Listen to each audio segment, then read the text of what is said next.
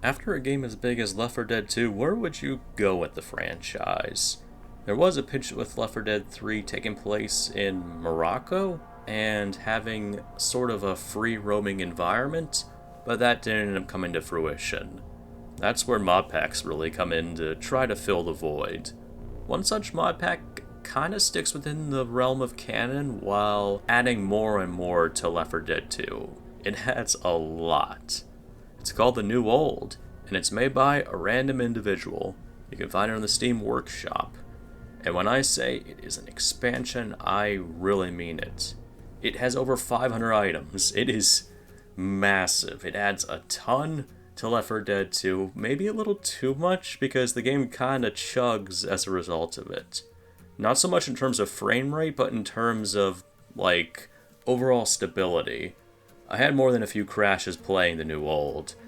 But, I had fun with it. It's just, I think the idea of the kitchen sink approach isn't bad for mods, but this kinda goes far with it. So I'm gonna dive into The New Old. Why it works, maybe the areas it goes too far in, and what I think could be done to maybe scale it back while keeping its core identity.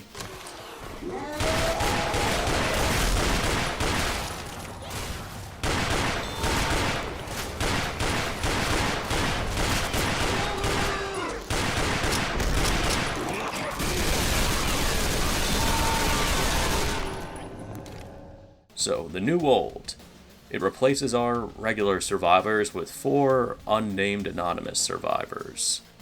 They resemble a soldier from the Sacrifice comics, the uninfected witch, the uninfected hunter, and the uninfected tank. They replace Bill, Lewis, Zoe, and Francis. The weapon arsenal is overhauled, I'd say. It makes things feel tougher, more powerful, more damaging. There's more gore, more blood. The hits with melee weapons have stronger impacts. There are rebalances, new melee weapons, new secondary weapons. It's like just took a look at Left 4 Dead 2 and said more of everything, which isn't a bad thing. It's cool to try out the existing levels with more stuff, and the rebalances are fun. I would say just that it adds a lot, again, too much. I've had crashes with this, plenty of them. I struggled to finish some levels as a result of them, but overall I was able to have a pretty consistent experience. The story is roughly about the same. I'd say the biggest difference is that we're following these survivors across the same campaigns. The special infected generally play with a similar design, but with their abilities enhanced.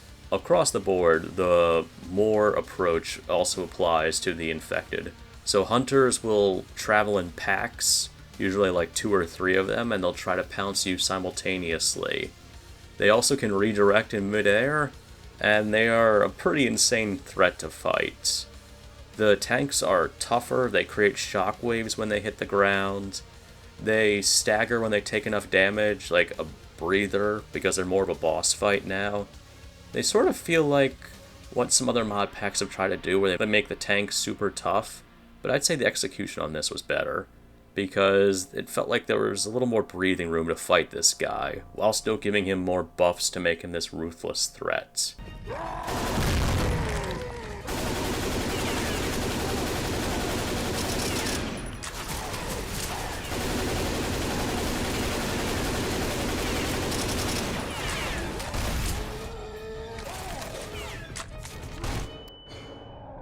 The color direction's also given kind of a filter to look like The Walking Dead. It's interesting. It makes things brighter, which also makes the choice to include daytime levels odd. Modpack comes bundled with daytime versions of campaigns, and it's strange because the filter already makes the existing campaigns bright. This just kicks into overdrive to the point where I steered clear of the daytime campaigns entirely. Doesn't mean that they're bad, it just meant that the mod combo didn't really work. It already served its purpose of brightening things up.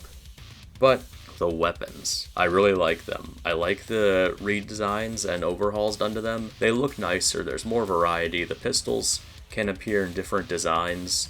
So like the Ruger 85s there, the Glock, the SIG, the Colt 1911, the variety of pistols that were meant to be included in Left 4 Dead 2 finally appear here. The melee weapons have more power behind them. You can feel that with the way the animations are done, with the impact sounds. There's more gore, plenty of it. The enemies just get destroyed when you hit them. Zombies easily lose limbs even with lighter caliber guns. Melee hits will send them flying. You deal a lot of damage, and it's really cool to see in action. I could gush about just how cool that is. The first time I got into melee combat was thrilling just because of how much of an impact I had.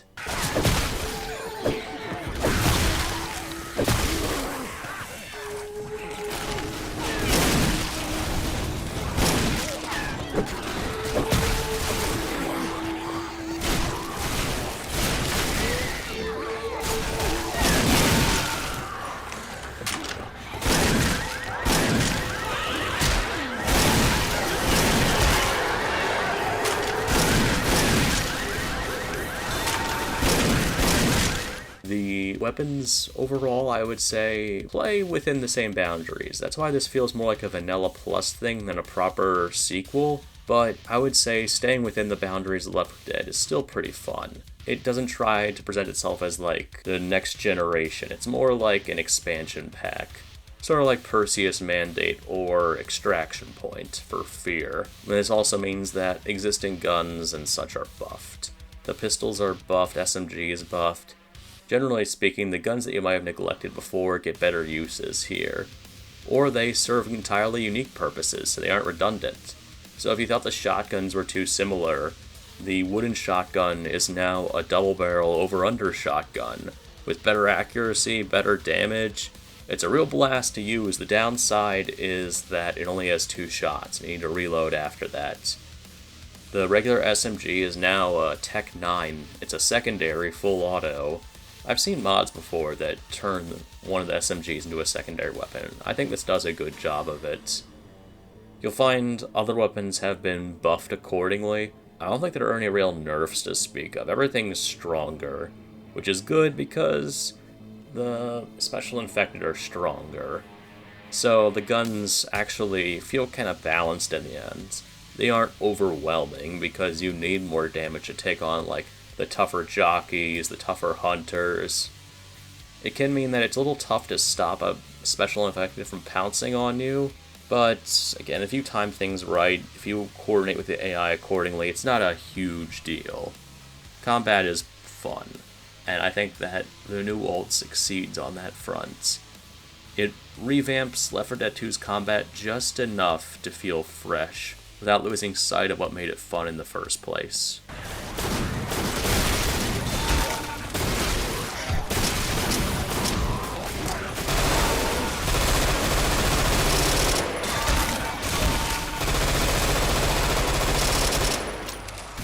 There are other features like a weight system where different weapons will slow you down depending on how heavy they would be, where the charger knocks you back with its hits, where adrenaline is better than it is by default, so it speeds up reloads and things like that, where the hordes are usually larger, and the overall health of common infected is slightly decreased to compensate, and the tank's health adapts depending on how you're playing. It adds and changes a lot, like I said. I mean, those 500 add-ons aren't just for show.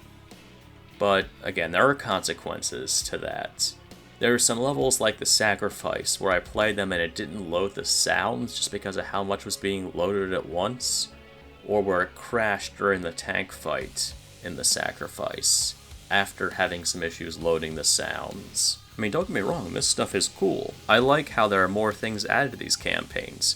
I like how there's a 50 cal turret on the Dark Carnival finale, so you can make better use of that weapon and hold out in a different way against the infected. I like how the riot zombies have riot shields that you can pick up, making use of the unused weapon for once. I like how the tank is tougher, and at the same time how he isn't just a pushover or someone who effortlessly wipes your team. And I like how, overall, the guns keep their personalities while feeling more powerful. They feel better overall, without necessarily unclassing one another. It's just that, again, there's so much being loaded into this. It takes a while to even start up the game just because of how much the game has to load ahead of time. There are other issues I encountered, like being stuck in third person, not being able to shoot after being downed, and having to be revived by infected and no mercy. Getting to the safe house fixed this, but I don't know what the cause was. It was a really strange glitch. It only happened once when I was playing New Old. It's fun. Like, the New Old, I would say, is a good mod pack. It has good things going for it. I just think it's too demanding of the source engine, or at least the 32-bit source engine. I mean, upgrading the engine would create its own problems, but I think it's a little too ambitious for what it's going for. My solution would be to trim out the stuff that isn't really necessary. The daytime campaigns you could absolutely cut without missing out much on. They don't really add anything that isn't already addressed with the visual filter. Other than that, I would say look for extraneous things that can be cut to try to bring down the total number of add-ons. It's not that it isn't fun as it is, it's just that there's so much that the engine and the game kind of suffer for it.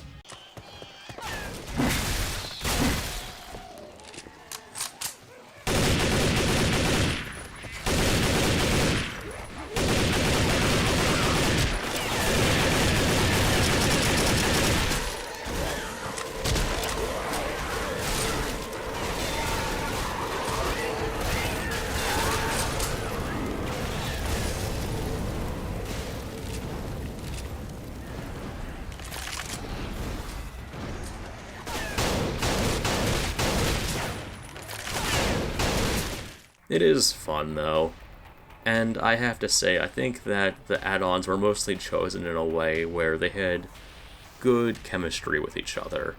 They were fun to play around with, and they made going through the campaigns interesting, because I didn't know what to expect.